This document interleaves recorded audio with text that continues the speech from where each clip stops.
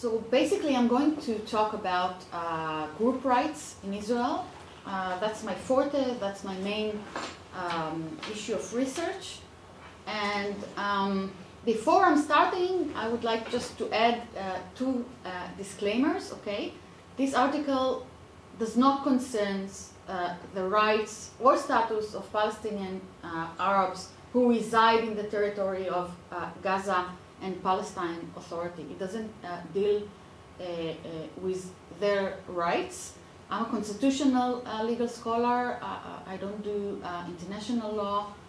That's the main reason why it doesn't concern them. The article also does not attempt to address the complexities surrounding the Israeli-Palestine conflict. Okay, it's very complex.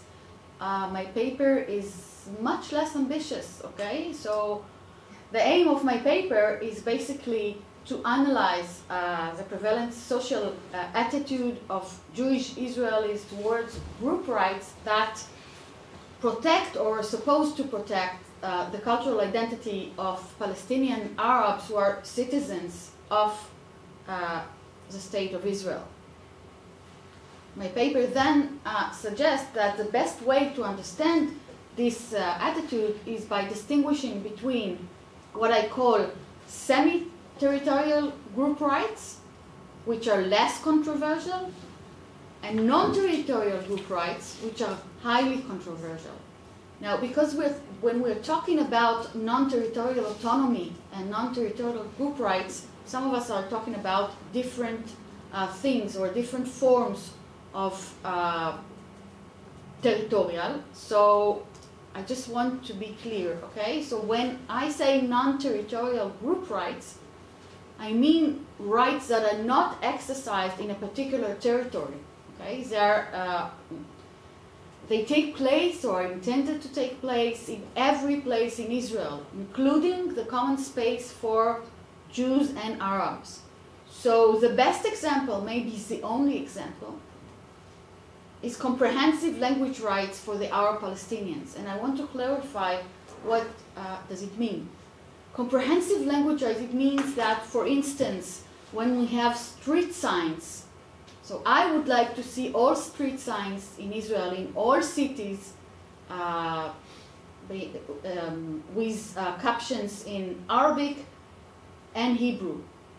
It's not the situation, okay? Only mixed cities like Haifa, the one where Assad teaches in Haifa University, or Tel Aviv, only these cities have Arab captions included in street signs. As a legal scholar, I'm also talking about courts, okay? It's not possible in Israel to deliver court papers or court forms in Arabic. Okay? I'm talking also about governmental websites.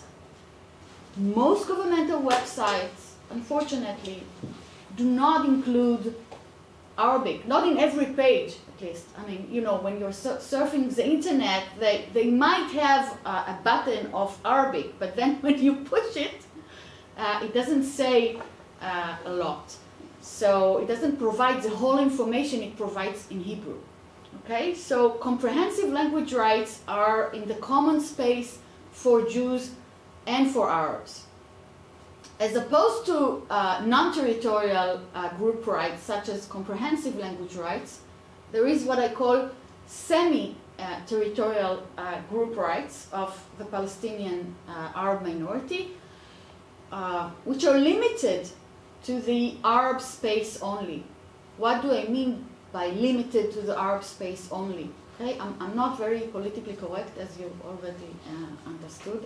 I think the best way to speak about the real problems is not to be very politically correct, but rather to tackle the real problems. So what I mean by semi-territorial group rights, examples are separate education system. So most Arab Palestinians who are citizens of Israel are going to primary schools and high schools that operate in Arabic, but they are separate from Jewish schools. for instance, I have two daughters, one 10, one 5 years old. Their chance to meet a Muslim or Christian Palestinian Arab in Israel are so slim. I mean, I'm telling the truth, okay? It's very slim. Not because they are not nice daughters, they are very nice. They are very friendly. But they don't have any opportunity to see. We live in Herzliya. It's a big city. It's supposed to be a liberal city. But the only Palestinian Arabs they know are Maidin in my law school. He's called Muhammad Watad. He's a good friend of mine. He's a law professor. I also have other colleagues, academic colleagues in Israel who are Palestinians, but that's it. Apart from this, they don't have any chance to meet Palestinian Arabs. I have to say that for me, the first time I really met like a friend who is a Palestinian Arab in Israel was when I clerked in the Supreme Court of Israel. I was already 25. So until I was 25, I didn't have any option, and it's not like I lived in the periphery of Israel. No. I've done all the regular, route in Israel. So that's the first time I met an Arab Palestinian. He was clerking for the other judge. He's now my dean in my law school. This is the Professor Muhammad Watad. But that's a reality in Israel. And another form of semi-territorial group rights are separate system of religious court. So we inherited in Israel the Ottoman or the millet system that allow every religious community to have their religious court. But just to be clear, you will not see any Jews in the Sharia court. You will not see any Jews and Christians courts, or I don't know the exact name in English, but you won't see any Jews there. So it's a space that is limited only for Palestinian Arabs. It is not shared by Jews and Arabs. And I don't know if I was clear until now, but I think that the real vision in Israel should be a very shared vision when we see both cultures, Arab and Jews, very prominent in Israel everywhere. Because if we won't see it, we won't have any civic common solidarity or identity or anything. And that's unfortunately the present situation. Now, non-territorial group rights, as I define them, are much more controversial than semi-territorial group rights. And that's a paradox, because when we see, for instance, the resistance of Israeli Jews towards seeing Arabic in public spaces, okay? Many right-wing Jews perceive Arabic as a threat to the Jewish identity. I don't know. I mean, I know why, but I cannot really understand it. I'm from Egyptian origin. My parents immigrated from Egypt. I was never embarrassed by the fact that they spoke Arabic. My grandmother spoke Arabic. She was even a right-wing person. I'm not, but she was a right-wing person, and it didn't bother her to speak Arabic and to be a very enthusiastic Zionist. I don't think that there is a problem of supporting culture and language, and at the same time be a Zionist or enthusiastic Israeli. So I think that the hate towards Arabic is what motivated the notorious, I think it's notorious, Basic Law, Israel as a State of the Jewish Nation. It was enacted in 2018. It was a real breakdown for me. when it was enacted, I applied for Portugal's citizenship. Next week I'm going to pick my passport from Portugal. It was really, it's a sad story, this basic law. Because I don't know how many of you are legal scholars. I know Andreas is, and Assad is, of course, he's a very famous professor in Israel, so he knows the debate. But basic laws are perceived above all other regular law. Now, the basic law, Israel as a state of the Jewish nation, it defines Arabic as a language with a special status.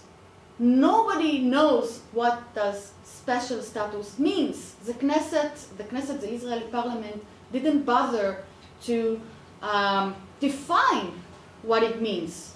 But what was obvious in all the discussions in the parliament was that the Knesset actually wanted to suppress Arabic, and that's why it defined it as a special status instead of, for instance, official status or equal status like in Canada. Okay, I also did my PhD in Toronto University. I'm a very enthusiastic Canadian. I like Canada. I like the constitutional model of Canada. I think, well, it's not perfect, but I wish we had it in Israel. So basically, and that's the main argument after I classify the different group rights, the main argument is that there is no good reason to resist non-territorial group rights because they can enhance civic solidarity between Palestinian Arabs and Jews in Israel. What do I mean by enhancing civic solidarity between Arabs and Jews in Israel? I mean creating a common denominator, a common issue that kind of unifies all of us as being citizens of Israel. So I think that if the public space in Israel will at least the very minimum include Arabic as well as Hebrew, it won't solve all the conflict of the Palestinians and Israelis and Jews and Arabs. No. But I think it will be a minimal step towards starting to create some common civic solidarity between Jews and Arabs. That's my hope. Sometimes people think I'm very naive. I don't think I'm naive. But just to be sure, my opinion is not the majority opinion amongst Jews in Israel. I don't know if it's minority, but it's not the dominant argument. Thank you very much. Thank you. Thank you so much. Thank you so much. So it's my painful duty to, well, I'm announcing, and I take all the blame and responsibility for the belated start. So I take the responsibility for a 10-minute overreach of our time. That leaves us 15 minutes for Q&A. And that gives us one round of questions and then one round of answers. So please, now we're going to collect questions. I have one question myself, and just to, I would want to pick up on where Meital, you began. I think the wonderful thing with NTAs is that it's less controversial. So it blurs the unfortunate but very prevalent view and approach in ethnopolitics and minority rights that this is a zero-sum game, right? So what minorities get is something that the majority lose, and this is very unfortunate. This is my question to all of you: if you were given, and you're not given more than 1 minute, how specific would you outline if you were given the task to, you could do whatever you want, the Knesset would implement it. What would you suggest? And this sort of follows up with the last presentation. Language rights. Is it the minimum, or how far can we go? How ambitious can NTAs go? Is our linguistic rights a minimum, or and where can we go? Is it Is it an antibiotic? Is it a potential cure, a vaccine, or just a painkiller? Is it just the first step? Or okay, so that's my question to the panelists, and we can we connect now questions from the audience. I see one in the chat, and I have yes, Ronnie. Why don't we begin, because one of our participants started already. So I have a really and then question. Ronnie. Like, I actually want to hear Professor Assad's thoughts on when it comes to one Israeli state that would hold both nationalities, the Israeli identity and the Palestinian identity. Do you think that that could lead to a possible Kosovo situation, that they do gain their right to vote, they do gain their right to hold their institutions, but then in turn that leads to, let's say, a referendum, and they want much more than autonomy? Do you think that's a possibility if you go with a one-state solution? Okay, thank you, Ronnie. You are now unmuted. Can you hear me? Yes. Yes. Excellent. And I don't think that you can see me for some reason, but doesn't matter. I cannot see my image.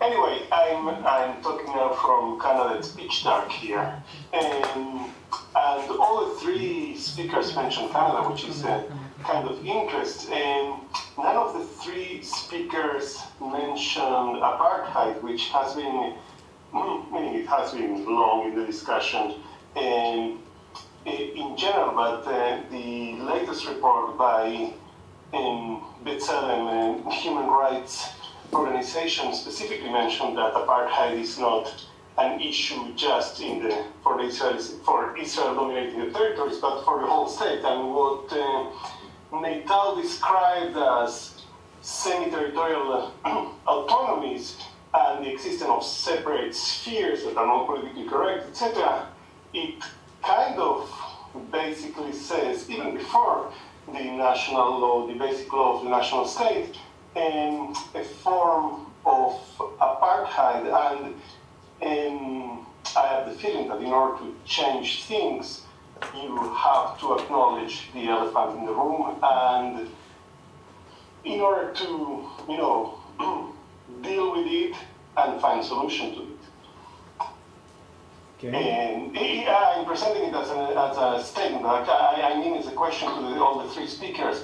It's different to Assad. He speaks a little bit about other issues, but it's still relevant to the solution of the whole one-state solution that Assad mentioned. Thank you very much. Thank you. We have another question from the audience. I have rather a remark to exactly what Ronnie said right now, and Meital. You were kind of criticizing these separate schools, and Ronnie went even further in saying that that's kind of an apartheid. But separate schools are a consequence of autonomy. Autonomy can turn into apartheid if it's not enhanced with democracy. So I think it's the problem. So if you have autonomous institutions, of course you separate groups by giving them different ties. You need other levels where you bring them together again in the shared rule of the political. But if we go for cultural autonomy, I'm not saying that this is a good option. It might not be the best option, but the separation of institutions and cultural institutions and learning, that's a logic consequence of autonomous elements in legislation. Thank you very much. Okay, do we have any other questions? This is our last time. Yes, please. I also have something to add to this. I was just wondering, how would you, in practical terms, solve the schooling issue, to avoid this separatedness that you mentioned earlier? Again, can you ask again, Timo? You mentioned this separatedness as creating separate communities, yes, that children do not meet really. So what's the option? Do you have any idea yeah. how would you see it implemented in practical terms to avoid this kind of? Yes, because I like your hands-on approach very much. Okay, if there's no more questions Great question. from the audience, then I think we should go in the reverse order of original appearance, if you don't mind. So just to shake things up. So Meital. Oh, so, okay, so I'm the first, okay. So how specific would I outline the model I advocate? Well, it's not a vaccine, it's not a painkiller, it is just the beginning, thinking about a shared space, at least regarding languages. It's only the very, what I see as a very minimal beginning of some hope. That's it. Now, Ronnie, Alan, it's true that none of us mentioned apartheid, and it also relates to Boris' question. So it's true that autonomy might lead to separate schools, and separate schools might be viewed as apartheid model. So I do not advocate for separate schools. So in my kind of ambitious, or in my dream, all children in Israel are going to bilingual schools where they can speak Arabic and Hebrew. I think that's the best solution.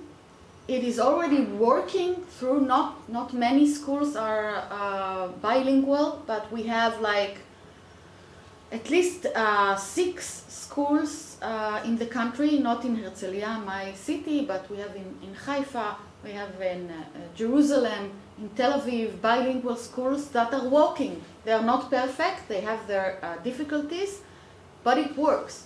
So we have pupils, young students meeting Jews, meeting Arabs, and that's terrific. And they see the language, they see the culture, they see something. And it leads me to Timo's question, and again to Boris' question, what's the option I suggest? So again, the minimal option I see is creating and sustaining bilingual education. That's a very minimal step that should be done in Israel, and it's not done. It's done only, as I said, in like 6 primary schools in Israel. And Ronnie, I don't think that the apartheid term is very helpful because it makes people very resentful. I do think that there is apartheid in the occupied territories, of course, but the fact that, for instance, I have a dean who is also my best friend, but he's Muslim, and he's a citizen in Israel, and he's a professor, he's well published and everything, but the fact that he's successful in spite being Muslim, we also have Assad here. He's very modest, but he's a very famous professor in Israel. Everybody knows him, and he's very successful. I think, well, it's not perfect. It's not the best reality, but I think that these 2 examples at least prove something, that inside Israel, not in the occupied territories. The occupied territories can be described as apartheid. I don't have a problem with that. But Israeli citizens, I think, Arab Israeli citizens, I think, enjoy some kind of equal rights, at least potential for equal rights. Thank you very much. And Rela, can you? Yeah. Thank you. I would say that I'm very well aware of the apartheid situation we're living in, that is preserved or by very violent police and military forces. I know, I'm aware of it.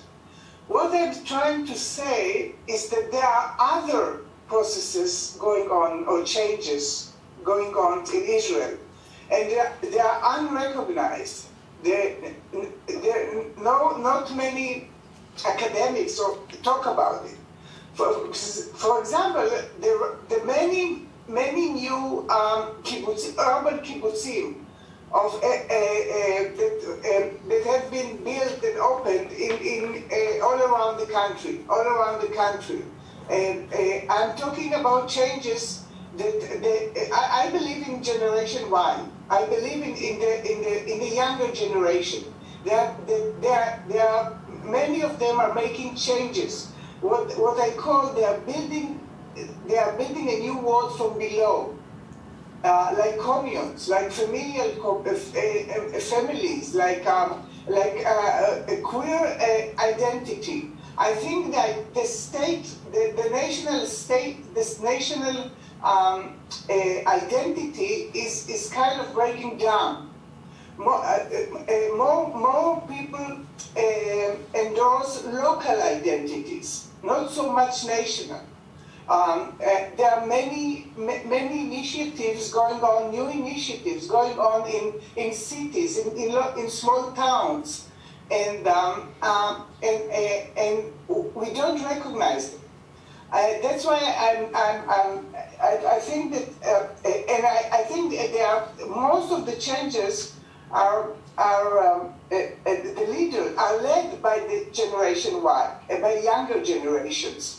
Like the rebel against extinctionists, even younger people lead it.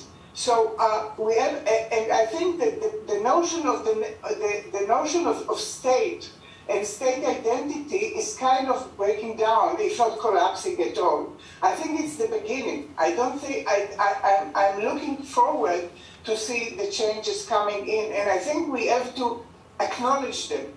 And when I'm talking about local identities or autonomies, I'm talking also about, for example, Ethiopian Jews in Israel. This is a large population which is right now oppressed in Israel and suffer from police violence, and but they are demanding their autonomy too. And I think we can see different populations demanding autonomy. Local groups, Ethiopians, of course Palestinians, mostly Palestinians. And I think that the changes are kind of developing. And what I'm trying to say is let all of us acknowledge them, see them, and see how they are leading to a new kind of society. This is and I'm very well aware of the apartheid.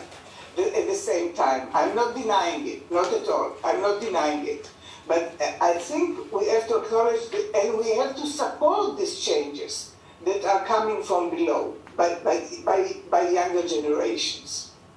Thank you. Thank you very much, and Assad, thank you.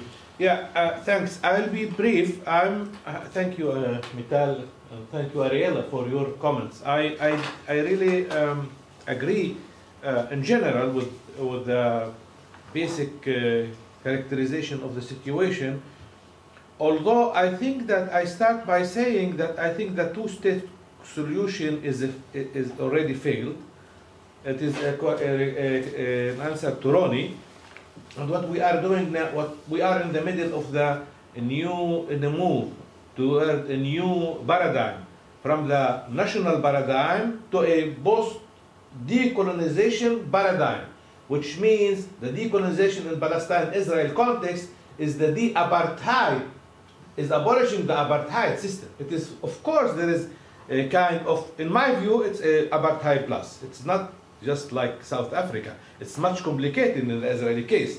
You have Gaza on one side, which is partially independent. It's not independent. Israel still controls Gaza. And you have Palestinians in Israel, and Palestinians in Israel, they cannot live in 500 localities in Israel. This is apartheid. When you are inside the system and you cannot join people that are separate and privileged people, the Jews, the masters of the land.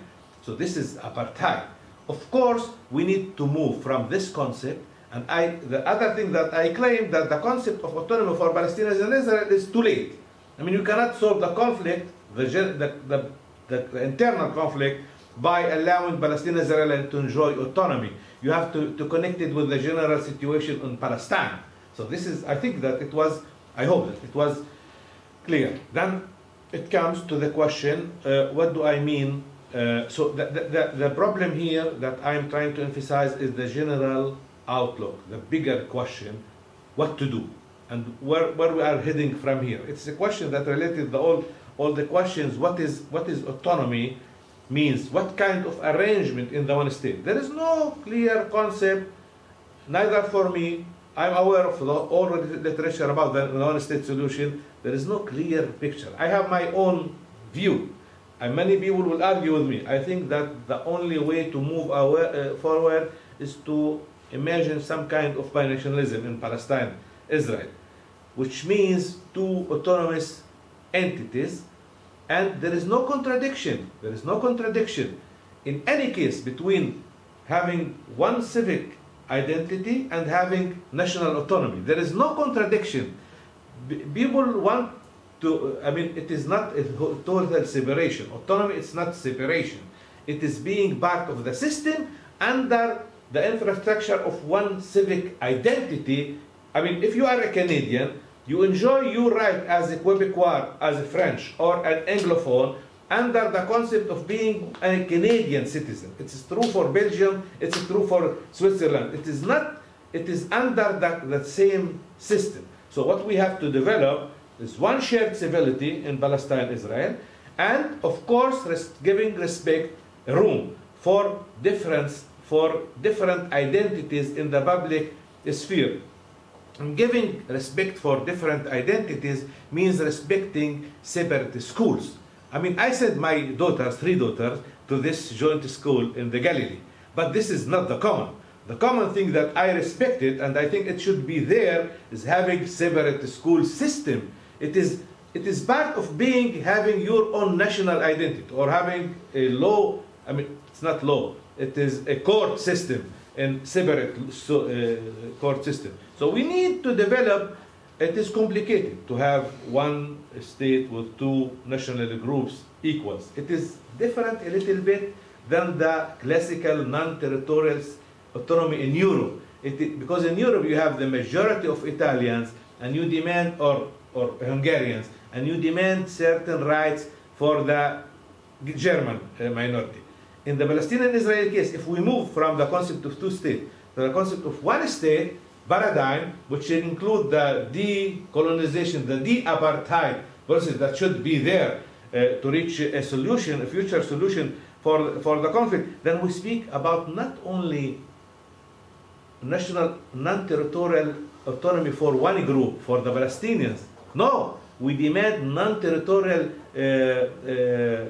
autonomy as expression of non-territorial self-determination in equal base in one state. So we have 2 national identities with supra-national belonging. It could be, I mean, many people will ask me, and when I present about speak about the one-state solution, they ask me, what is the name of the state? I said, well, there is no problem to have 2 names. There are many states in the world, like Egypt. It has two names. It's the Arab Republic, and it is Egypt. That's true for many other states. This is not a problem of language. It is important. I'm not saying that it's not important. But you can say it Israel, Palestine, or Palestine, Israel, whatever you want. I mean, it is not the essence of the problem. The essence of the problem, having shared civility, civic identity, and giving respect to the 2 communities. Palestinian community, Israeli community. In the new paradigm, I think that the essence of this is abolishing the apartheid system, the separation system, and establishing one unity. At least in my way of thinking, after 70 years, the 2-state solution is a total failure. Having a separate institution for Palestinians in Israel, Palestinian minority in Israel, is also a failure. Let's now the time, and there is a lot of discussion now in Israel, Palestine. There is a lot of discussion, including the reports that was mentioned by Ronnie. I'm aware of them, of course. There is a lot of discussion that we are in the middle. There is a new book by Ian Lustig, The Lost Paradigm. So people are involved in this concept, and I think it makes sense. I mean, we are in the middle of a change, and this is very important. And this is why I think that introducing the non-territorial situation as an expression of self-determination, not only an autonomy, a minor thing, but a big thing of self-determination, will help us also in the Palestinian-Israel case. And I think it will help also in Iraq, in Kosovo. It might also be helpful. So let's consider enlarging stretching the concept of non-territorial situation, autonomy. This is what my main argument. Let's stretch it in order to give it the essence of being a type of self-determination.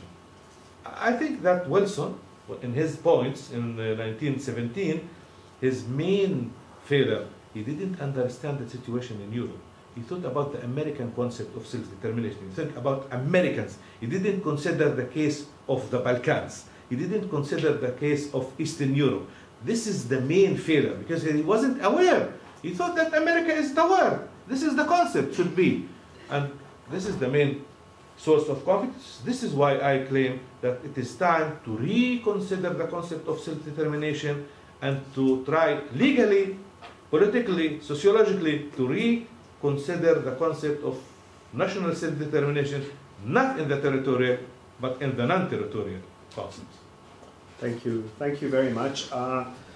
This leaves me with a few closing remarks, again apologizing for the delay and this inconvenience at the beginning. But let me finish well.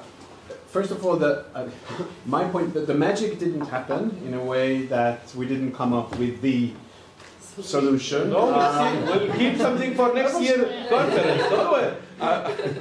But the magic did happen. Not only that it was to me, it's still a thrilling experience to be back together. For, God knows for how long, but at least we are, So it was for me truly an inspiring event. Not only being with you, but I also think that the ambition and the potential for non-territorial autonomies in cases like Israel are not only promising, but we pretty much have seen that it is the only way to go, because clearly the two-state model is not very likely to happen. The one-state model doesn't seem to be working very well either.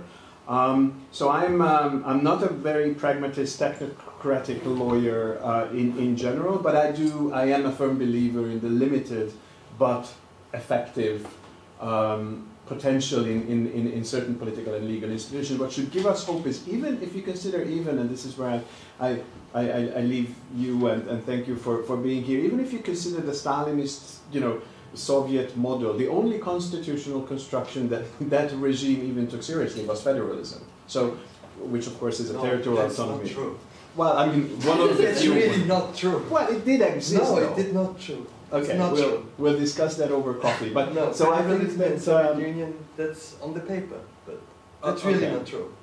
Right. Okay, we disagree on this, but then and hopefully we'll resolve this in a friendly dispute over coffee. Again, I'm sorry for keeping you up, and that shortens the coffee break. I thank you very much for this Thanks. for this panel, and Thank you. And thank you all.